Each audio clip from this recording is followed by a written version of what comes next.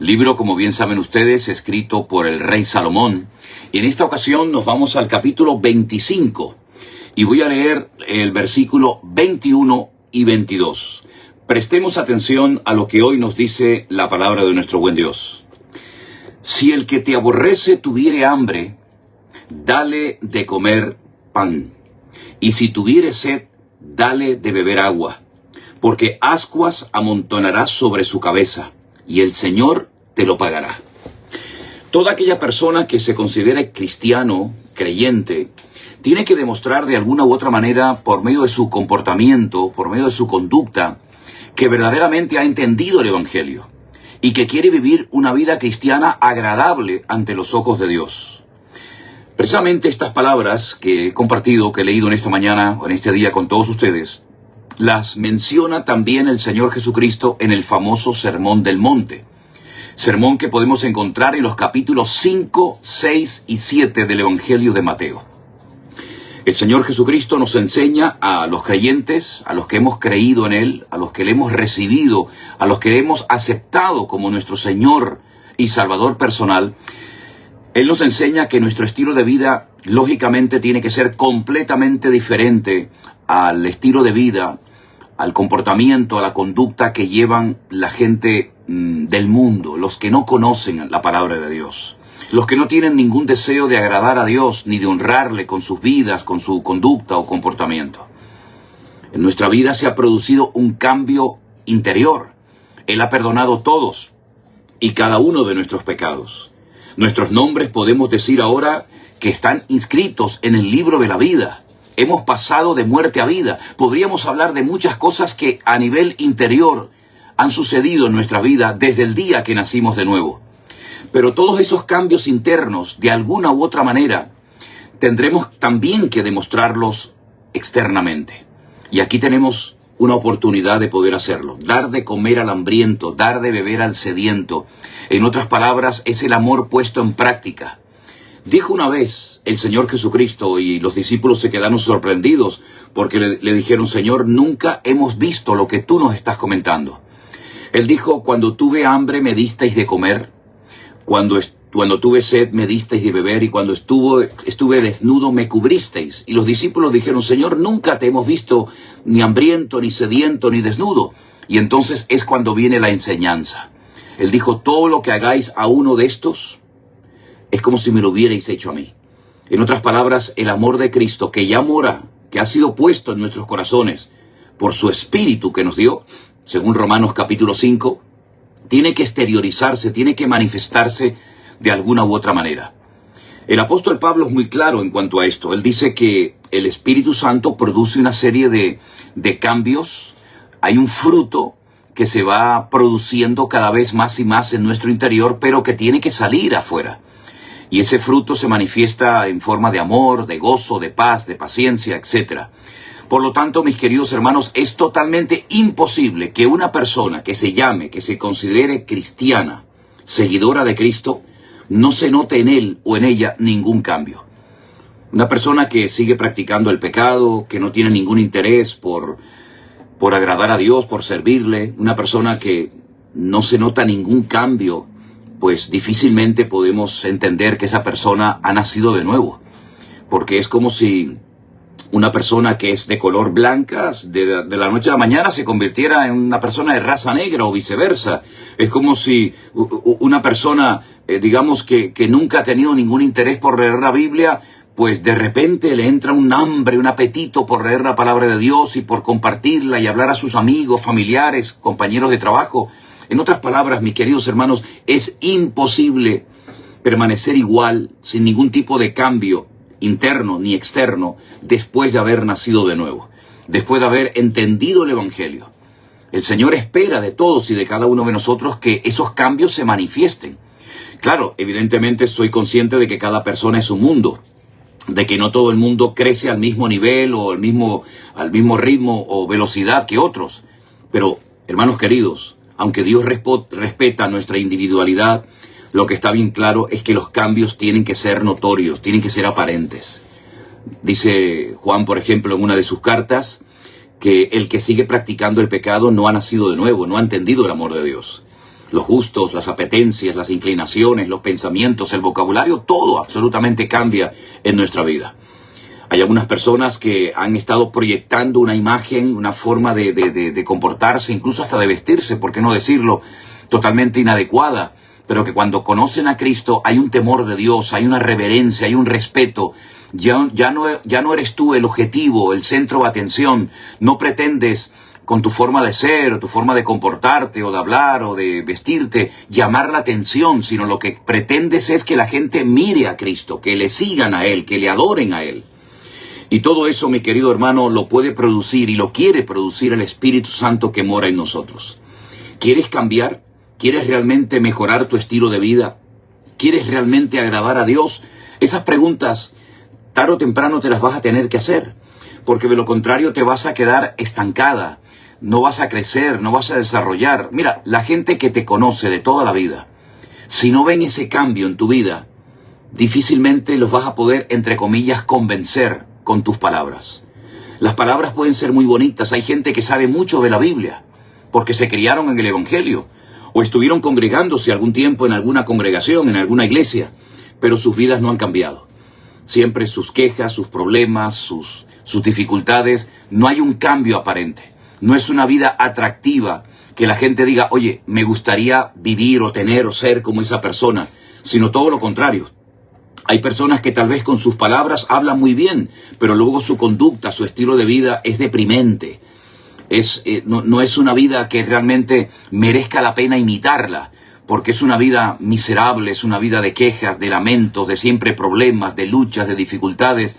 Y hermanos queridos, aunque pasemos por dificultades y luchas que forman parte también de la realidad, a veces de la vida cristiana, hay un gozo, hay una paz, hay algo diferente en el creyente, que es lo que hace que los demás se asombren y te pregunten qué es lo que te pasa con esos problemas que tienes, con esas luchas familiares, económicas o físicas. ¿Qué es lo que tienes que se nota en tu rostro que hay paz? En tu forma de hablar demuestra que hay una confianza, y es ahí cuando vamos a poder decirles que Cristo ha cambiado mi vida. Y a pesar de las circunstancias, de las pruebas difíciles o duras por las que estoy atravesando, la presencia del Señor, el Señor mismo está conmigo, y entonces puedes dar testimonio de que verdaderamente Cristo ha cambiado tu vida. Ese es el tipo de vida que el Señor quiere que vivamos.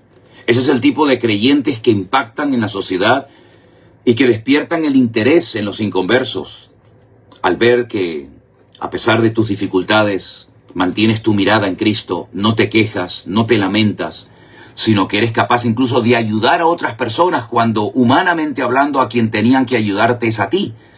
Pero ya no eres una persona egocéntrica, centrada en ti misma, sino en Cristo Jesús. Somos cristocéntricos. Ahora nuestro objetivo no es que nos admiren, que nos sigan a nosotros, que nos aplaudan. No queremos llamar la atención, sino lo que queremos es llevar a la gente a los pies de Cristo. Hoy quiero llevarles a una carta que escribió el apóstol Pablo, concretamente 1 Corintios capítulo 9. A partir del versículo 22 en adelante, la palabra del Señor nos dice lo siguiente: me he hecho débil a los débiles, para ganar a los débiles. A todos me he hecho de todo, para que de todos modos salve a algunos. Y esto hago por causa del Evangelio, para hacerme copartícipe de él. Mis queridos hermanos y amigos, la capacidad de adaptación a la hora de querer servir al Señor es algo fundamental. Lamentablemente hay muchas personas que no saben adaptarse a otras culturas, a otros estilos de vida, a otros países, y por eso yo creo que el apóstol Pablo fue un instrumento tremendamente poderoso en las manos del Señor, porque era un hombre capaz de adaptarse a los lugares donde él iba. No pretendía cambiar la gente y que se hicieran como él, en el sentido natural, sino que él se hacía como las personas a las cuales intentaba alcanzar con el mensaje del Evangelio. Ponernos en el lugar de la persona, judío con los judíos, gentil con los gentil. En otras palabras, la capacidad de adaptación, digamos que es como una especie de don, de talento, que Dios le da a ciertas y a determinadas personas para que nuestros digamos, nuestra cultura, incluso nuestro propio idioma, nuestra idiosincrasia, no sea en un momento determinado un impedimento, un freno para el avance y el progreso del Evangelio. Por eso, si me permiten el ejemplo, el Señor Jesucristo fue el que más capacidad de adaptación tuvo, porque Él dejó el trono, dejó la gloria, lo dejó todo por ti y por mí. Siendo Dios, no se aferró a esos derechos divinos que tenía, sino que se humilla, se encarna, se humana y habita entre nosotros como uno más. No era el más fuerte, el más hermoso, el más llamativo, sino que en muchas ocasiones pasaba desapercibido. La palabra del Señor nos enseña que el mismo Judas tuvo que indicarle a sus enemigos que venían a prenderlo aquella noche en el huerto de Getsemaní, tuvo que indicarles que al hombre que él besara, ese era el Mesías. Es decir, era uno normal y corriente como cualquier persona. No vino como un rey, no vino como alguien realmente espectacular, llamativo, sino que fue humilde en todas y en cada una de las áreas de su vida. Y todo eso lo hizo por amor a nosotros. Vino a este mundo, nació en un lugar pequeño y humilde, vivió de una manera sencilla y humilde durante toda su vida para que tú y yo fuéramos espiritualmente enriquecidos y pudiéramos tener la oportunidad y el privilegio de conocer a Dios y aceptarlo como nuestro Salvador personal. El amor de Dios fue realmente increíble, la capacidad de adaptación que Él tuvo, aunque no era de este mundo, pero vivió en este mundo como uno cualquiera. También el Señor le dijo a sus discípulos, y por consiguiente también a todos y a cada uno de nosotros, ustedes recuerden siempre esto, viven en este planeta Tierra, pero no son de este mundo. Nuestra ciudadanía está en el reino de los cielos. Nosotros no peleamos por causas, digamos, que no tienen ningún sentido. No somos fanáticos en ningún área, ni en el deporte, ni en la política, ni en nada, pero somos fieles seguidores de Jesucristo, al cual amamos, honramos y queremos servir con todas nuestras fuerzas y con todo nuestro corazón. Ahí donde usted está, piense en esto, Dios vino a buscarlo a usted. Usted no fue el que dio el primer paso de buscar a Dios, fue Él. De hecho, uno de los primeros textos de la Biblia que yo aprendí de memoria dice así: nosotros le amamos a Él porque Él nos amó primero. En nada le vamos a ganar a Él.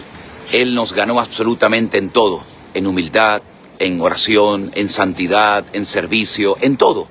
Por eso hoy queremos darle gracias al Señor, porque Él se humanó, vino a este mundo por amor, ocupó nuestro lugar en una cruz, derramando su sangre por nuestros pecados, cosa que nadie ha hecho jamás ni lo podrá hacer, porque aunque alguien quisiera morir por nosotros en una cruz, no serviría absolutamente de nada, porque solamente la sangre de Jesucristo tiene el poder y la capacidad para perdonar y limpiar todos y cada uno de nuestros pecados. Ahí donde usted se encuentra en este momento, escuchando o viendo este devocional, dele gracias al Señor por el privilegio de tener un Dios tan maravilloso, tan poderoso, un Dios de amor que es mucho más grande que sus necesidades, sus angustias o sus problemas. Ponga su vida en Él, ponga su confianza 100% en Él, y Él nunca le va a defraudar y nunca le va a abandonar. Me gustaría pedirles a todos que hiciéramos juntos una oración, presentando este día en acción de gracias al Señor y pidiéndole a Él que nos guíe, que nos guarde, como siempre le pedimos, de todo peligro y de todo mal, y que vivamos siempre una vida de permanente gratitud, sabiendo que el amor de Dios es lo que ha permitido que llegáramos hasta este momento. Padre Celestial, gracias por el privilegio de tenerte en nuestras vidas. Gracias por tu amor, por tu misericordia, la paciencia que has tenido y sigues teniendo con todos y cada uno de nosotros. Ponemos hoy nuestra vida en tus manos, pedimos que nos dirijas, que nos guardes de todo peligro y de todo mal, y que nos des un día victorioso. Y te lo pedimos todo, Señor, como siempre hacemos, en el nombre de tu amado Hijo, nuestro Señor Jesucristo. Quiero mandarles un saludo. El apóstol Pablo le escribió un par de cartas al joven pastor Timoteo, por medio de las cuales le alentaba, le animaba a que siguiera adelante en la ardua tarea de pastorear la enorme iglesia de Éfeso, en la cual el apóstol Pablo había estado 2 años. Él incluso la había fundado en esa enorme, esa cosmopolita ciudad. Timoteo necesitaba mucha instrucción, mucha consejería, mucha ayuda para poder ser un buen ministro de Jesucristo. Y una de las cosas que el apóstol Pablo le comenta a Timoteo son los requisitos que tienen que tener las personas que quieren servir al Señor en la obra de Dios a tiempo completo, como pastores, como instrumentos en las manos del Señor. Y en la primera carta que le escribe a Timoteo, concretamente en el capítulo 3, el apóstol Pablo le da una lista de requisitos que tienen que tener estas personas, y dentro de esos requisitos menciona lo siguiente: que sea irreprensible, marido de una sola mujer, sobrio, prudente, decoroso, hospedador, apto para enseñar, no dado al vino, no pendenciero, no codicioso de ganancias deshonestas, sino amable, apacible, no avaro, etcétera, etcétera. No es que busquemos perfección en los hombres de Dios, en las personas que se dedican a servir al Señor y a predicar su palabra. No hay nadie perfecto, solamente Dios. No existe un pastor, no existe una iglesia, un padre, una madre. No existe nada perfecto en este mundo. Pero dentro de nuestras limitaciones, tenemos que procurar vivir lo más alineado posible con la palabra de Dios y con las exigencias que nos demanda el Evangelio acerca de cómo tenemos que comportarnos, cómo tenemos que vivir, cómo tenemos que ser. Por supuesto, sin la ayuda y sin la gracia de Dios es totalmente imposible. Las presiones, los años, las circunstancias, quieran que no, ejercen un peso enorme sobre las personas que están en primera línea sirviendo al Señor. Por eso el mayor favor, yo siempre lo he dicho y lo quiero reiterar ahora, el mayor favor que le podemos hacer a una persona que está sirviendo al Señor es orar por él, para que el Señor lo cubra, el Señor le dé fuerzas, el Señor le dé sabiduría y gracia para poder cumplir con el propósito, con el llamado de Dios en su vida. Pablo, o mejor dicho, el Señor, a través de la vida, a través de la pluma del apóstol Pablo, no quería que pusieran al frente de la obra de Dios a cualquier persona. Una persona que era un neófito, una persona con un mal testimonio, una persona que no tuviera profundas raíces en el Señor y en su palabra, porque eso a la larga, tarde o temprano, las consecuencias son realmente terribles. De hecho, yo he dicho en más de una ocasión, puede resultar fuerte, pero es sinceramente lo que creo, que hay muchas personas que están en el ministerio que nunca tenían que haber estado. Personas que ejercen cargos de tremenda responsabilidad, que por su falta de madurez, su falta de santidad, su falta de entrega, probablemente no están capacitados para llevar a cabo esa labor de tanta responsabilidad y tan importante. Repito, no existen pastores perfectos, como tampoco existen iglesias perfectas, pero dentro de nuestras limitaciones humanas tenemos que pedir al Señor cada día que nos capacite, que nos ayude, que fortalezca nuestra fe para que podamos ser instrumentos útiles en las manos del Señor. Y quiero aprovechar también la oportunidad que me da este medio, a través de este devocional, para dirigirme a todos los que en un momento determinado han sufrido por parte de algún siervo de Dios y se han sentido heridos, se han sentido lastimados, golpeados, incluso han dejado hasta de congregarse, de leer la palabra y de interesarse por las cosas del Señor. Yo siempre he dicho que la mejor manera de no sentirte nunca ofendido por nadie es no esperar nada de nadie. Lo que tiene que comprobar siempre es si lo que usted está escuchando, si la palabra que le están compartiendo es bíblica, es cristocéntrica. Porque si no lo es, mi pregunta es, ¿qué hace usted en un lugar donde no están enseñando una sana doctrina? ¿Cómo se hace usted copartícipe de una falsa enseñanza simplemente por querer mantener el cargo, el puesto, su liderazgo? No tiene ningún sentido. La palabra de Dios nos dice que tenemos que ser responsables de nuestras acciones, de nuestros actos. De tal manera que lo importante, ya digo, no es buscar al pastor o a la iglesia perfecta, que no existe. Créame, no existe. Pero dentro de lo que hay, que cada vez parece mentira, pero es más difícil encontrar algo sano donde uno pueda crecer y madurar, uno tiene que comprobar si la enseñanza que estamos recibiendo viene de parte del Señor o viene de parte de una persona avariciosa, codicioso de ganancias deshonestas, una persona que se está lucrando con el cuento de que está sirviendo al Señor. Todas esas cosas tenemos que analizarlas a la luz de la palabra de Dios y nunca ser copartícipe de enseñanzas falsas, de doctrinas erróneas, de mandamientos de hombres que lo único que hacen es esclavizar y manipular a la gente. Por eso el apóstol Pablo era muy serio en este aspecto. Las personas que quieren estar en la obra de Dios tienen que cumplir con una serie de requisitos, y si no cumplen con esos requisitos, no son aptos, quedan totalmente descartados. ¿Quién se pondría en las manos de un médico que no está bien preparado, que no tiene una buena experiencia? ¿Quién viajaría en un avión con un piloto que tiene problemas con la bebida, una persona desequilibrada? En absoluto. ¿Por qué nos tenemos que poner, por qué tenemos que poner nuestra vida, la vida de nuestros hijos, la vida de nuestra familia, en las manos tal vez de una persona que no ha sido bien preparada, que no ha sido tratada por el Señor, una persona que se ha incluso autoproclamado pastor, como hay tantos por ahí lamentablemente? Así que vamos a orar en este día para que Dios, a todos y a cada uno de ustedes, los que buscan un lugar sano donde poder congregarse, que el Señor te dirija y te dé mucha sabiduría, para que puedas encontrar un lugar bueno, donde la palabra de Dios, donde Cristo sea el centro, y así puedas crecer y desarrollarte como creyente, como hijo de Dios. No tengas nunca temor de ir en contra de la corriente de este mundo, de no someterte, de no sujetarte a lo antibíblico, a lo incorrecto, a lo que no agrada al Señor. Sé valiente, y más que tenerle miedo al hombre, procura tenerle temor y respeto a Dios, para que de esa manera todo te vaya bien y el Señor dirija tus pasos y puedas ser una persona bendecida